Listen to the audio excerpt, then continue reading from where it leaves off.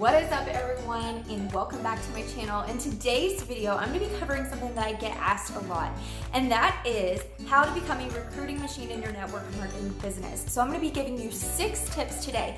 But first, if you've never seen me before, my name is Ashley Ayler. I've been an entrepreneur for 6 years myself, a top leader in my industry, and I teach lady bosses, entrepreneurs, those in the network marketing space, and coaches how to scale and skyrocket their business while monetizing their businesses in the online space with the latest marketing strategies.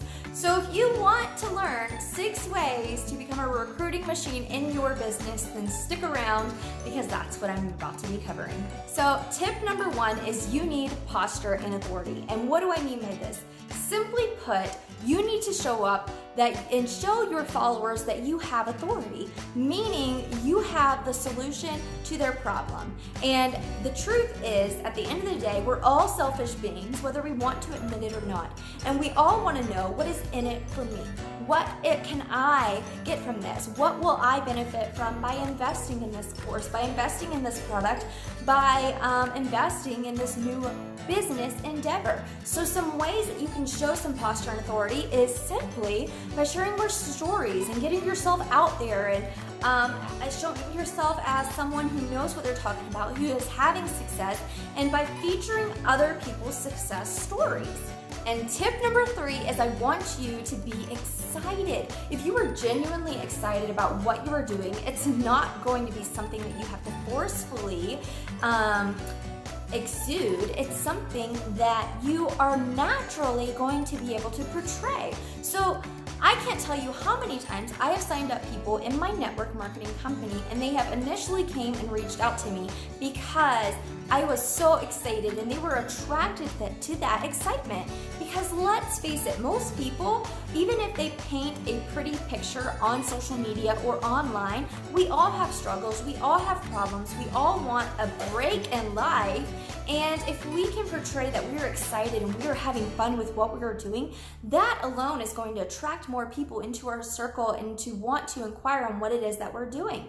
Because people want that community, people want that break in life, and people want to feel like they're doing something that offers them more value and makes them feel more worthy at the end of the day. So be excited about what you're doing, and that alone will attract more people to you. And tip number 4. Now this one is something I briefly touched on earlier, and that is sharing more stories. Because here's the truth.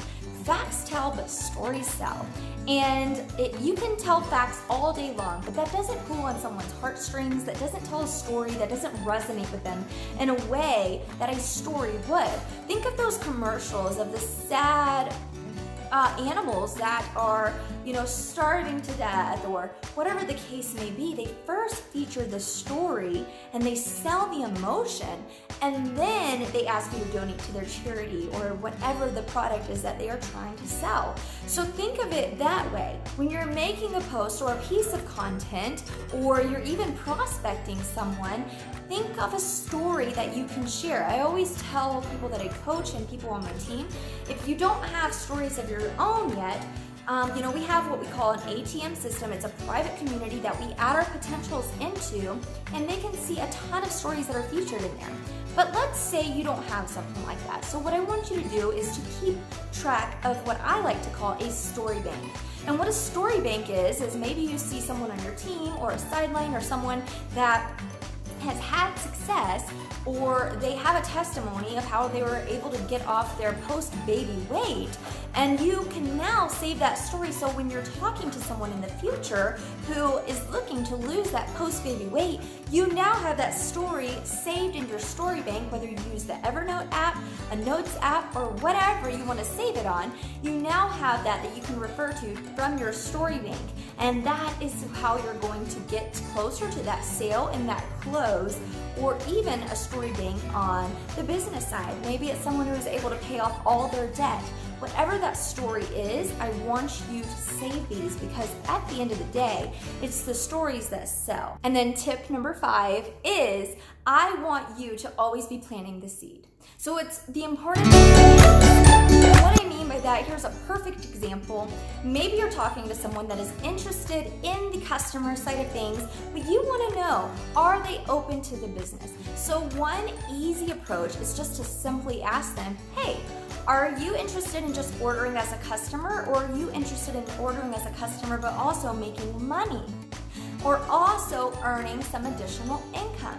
And that kind of tells you where they stand. A lot of times a common answer will be, well, I'm first wanting to try the products for myself, and if they work for me, then I am interested in learning more about the business. So then that seed has been planted, you know where they stand, and when they get their products and they fall in love with them, you can then reach out to them and ask them if they are ready to upgrade to begin selling alongside of you and building a team and building and earning some commissions from selling some products. And then last but not least is tip number 6.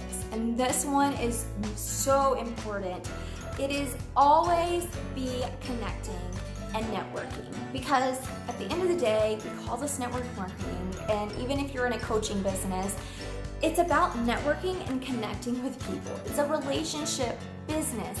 And so what I tell my team to do is always find a new way to connect with new people, whether it be through Facebook groups, through business pages where you see like-minded people, whether it be targeting them on Instagram through hashtags and commenting and engaging on their stuff and just building that rapport, whatever that looks like for you. But you constantly want to be showing up on your feed or whatever channel you're hanging out on, offering value, showing up according to your brand, and connecting with new individuals every single day.